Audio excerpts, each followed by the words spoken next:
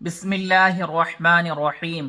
صرف 5 منٹ کا مدرسہ قرآن و حدیث کی روشنی میں سبق نمبر 5۔ نمبر 1، اسلامی تاریخ۔ حضرت آدم علیہ السلام۔ حضرت آدم علیہ السلام وہ پہلے انسان ہیں جن سے دنیا میں بسنے والے انسانوں کی ابتدا ہوئی ہے۔ اللہ تعالیٰ نے ان کا خمیر تیار کرنے سے پہلے فرشتوں سے کہا، ان قریب میں مٹی سے ایک ایسی مخلوق پیدا کرنے والا ہوں جسے زمین میں ہماری خلافت کا شرف حاصل ہوگا۔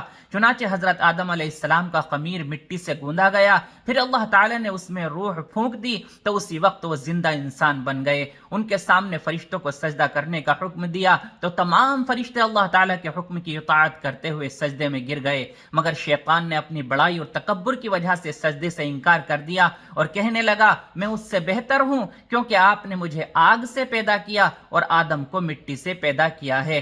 اس طرح شیطان اللہ کے حکم کو نہ مان کر ہمیشہ کے لیے اللہ کی لعنت کا مستحق بن گیا اور اسی وقت سے وہ حضرت آدم علیہ السلام اور ان کی اولاد کا دشمن بن گیا۔ نمبر 2، اللہ کی قدرت، زمین اور اس کی پیداوار۔ اللہ تعالیٰ نے اتنی بڑی زمین کو انسانوں کے بسنے کے لیے بنایا اور اس پر بھاری پہاڑوں کو کھڑا کر کے ہلنے سے محفوظ کر دیا، پھر اس پر پیڑ پودے، جاندار، مختلف قسم کے پھل پھول، سبزیاں اور کھانے کی چیزیں پیدا فرمائیں۔ زمین پر گھر بنانے اور اس کو کھود کر پانی نکالنے کے لیے نرم بنا دیا۔ اللہ ہی نے اس زمین کو ہمارے چلنے پھرنے اور ضرورتوں کو پورا کرنے کے قابل بنایا۔ اس میں سے رنگ برنگے پھل پھول، مختلف قسم کی سبزیاں، میوے اور غلے اگائے۔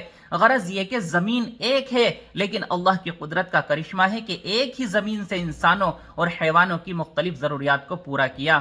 نمبر 3، ایک فرض کے بارے میں، صبح کی نماز ادا کرنے پر حفاظت کا ذمہ۔ رسول اللہ صلی اللہ علیہ وسلم نے فرمایا، جس نے صبح یعنی فجر کی نماز ادا کی وہ اللہ کی حفاظت میں ہے۔ نمبر 4، ایک سنت کے بارے میں، پورے سر کا مسح کرنا۔ حضرت مقدام بن معدی کرب رضی اللہ عنہ بیان کرتے ہیں کہ میں نے رسول اللہ صلی اللہ علیہ وسلم کو وضو فرماتے ہوئے دیکھا، جب سر کے مسح پر پہنچے تو اپنی ہتھیلی کو سر کے اگلے حصے پر رکھا اور گزارتے ہوئے گدی تک گئے، پھر یہاں سے لوٹے وہاں تک جہاں سے شروع کیا تھا، یعنی پھر گدی کی طرف سے مسح کرتے ہوئے پیشانی کی طرف ہاتھ کو لائے۔ نمبر 5، ایک اہم عمل کی فضیلت، اسلام میں بہتر اعمال۔ ایک شخص نے رسول اللہ صلی اللہ علیہ وسلم سے سوال کیا کہ کون سا عمل اسلام میں بہتر ہے؟ رسول اللہ صلی اللہ علیہ وسلم نے جواب میں فرمایا، کھانا کھلانا اور ہر مومن کو سلام کرنا، چاہے تم اس کو پہچانتے ہو یا نہ پہچانتے ہو۔ نمبر 6، ایک گناہ کے بارے میں، گناہ کی وجہ سے رزق سے محرومی۔ رسول اللہ صلی اللہ علیہ وسلم نے فرمایا، بے شک آدمی گناہوں کی وجہ سے رزق سے محروم کر دیا جاتا ہے۔ نمبر 7، دنیا کے بارے میں، حلال روزی کماؤ۔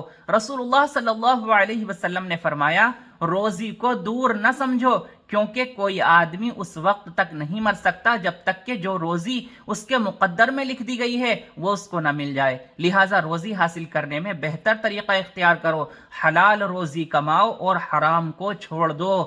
نمبر 8، آخرت کے بارے میں، جہنم میں ہمیشہ کا عذاب۔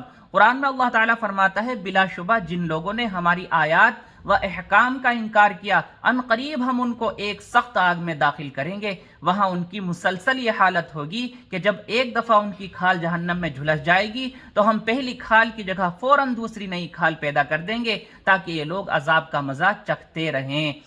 نمبر 9، طب نبوی سے علاج، بیماری سے بچنے کی تدبیر۔ رسول اللہ صلی اللہ علیہ وسلم نے فرمایا، جب تمہارے برتن میں مکھی گر پڑے تو اس کو پہلے پوری طرح ڈبا دو، پھر نکال کر پھینکو، کیونکہ اس کے ایک پر میں شفا ہے تو دوسرے میں بیماری ہے۔ نمبر 10، قرآن کی نصیحت۔ قرآن میں اللہ تعالیٰ فرماتا ہے، تم لوگ اللہ اور اس کے رسول پر ایمان لے آؤ اور اس مال میں سے راہ خدا میں خرچ کرو جس مال میں تم کو اس نے دوسروں کا قائم مقام بنایا ہے۔ جو لوگ تم میں سے ایمان لے آئے اور اللہ کے راستے میں خرچ کریں تو ان کو بڑا ثواب ملے گا۔ اللہ تعالیٰ عمل کی توفیق عطا فرمائے۔